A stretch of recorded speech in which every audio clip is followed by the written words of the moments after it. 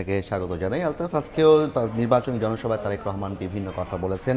প্রতিপক্ষ যে জোটটি আছে তাদের বিষয়ে আলাপ করেছে। একটু বিস্তারিত জানাবেন যে তিনি কি বলেছেন। ধন্যবাদ আপনাকে। আমরা জানি যে নির্বাচনের যে প্রচারণা সেটার আজকে 12তম দিন চললো এবং এই আজকের দিন পর্যন্ত দেখেছি যে নির্বাচনে প্রচারণা কিন্তু জমে উঠতে শুরু করেছে। একইভাবে আমরা দেখছি যে প্রার্থীরা ভোটারদের দ্বারে দ্বারে যাচ্ছেন, ভোট প্রত্যাশা করছেন, বিভিন্ন প্রতিশ্রুতি দিচ্ছেন। একইভাবে শীর্ষ দুই দলের নেতা জনাব তারেক রহমান বিএনপি চেয়ারম্যান এবং জামাত আমির ডক্টর শফিকুর রহমান, তারাও কিন্তু সারা দেশে তারা ছুটে বেড়াচ্ছেন, তাদের ভোট প্রত্যাশা করছেন, বিভিন্ন ধরনের পরিকল্পনার কথা তুলে ধরছেন।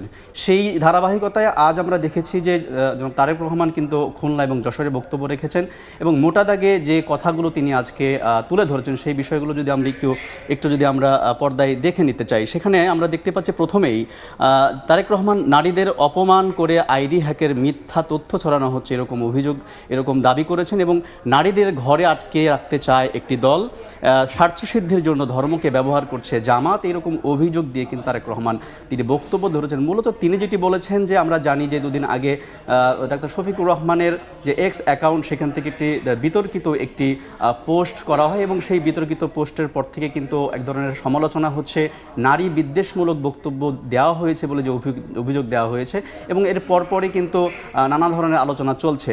তারই পরিপ্রেক্ষিতে তারেক রহমান যেটি বলেছেন যে এটি করে আসলে নারীদেরকে আটকে রাখার ষড়যন্ত্র এবং নারীদেরকে ঘরে আটকে রাখা যাবে না, নারীদের ছাড়া উন্নয়ন সম্ভব নয় বলে তিনি কিন্তু উল্লেখ করেছেন। একই সঙ্গে আমরা পরবর্তী আরও কিছু কথা তিনি বলেছেন, সেখানে আমরা দেখতে পাচ্ছি ক্ষমতায় গেলে নারীদের স্বাবলম্বী করার আশ্বাস তিনি আসলে সেখানে দিয়েছেন বক্তব্যে।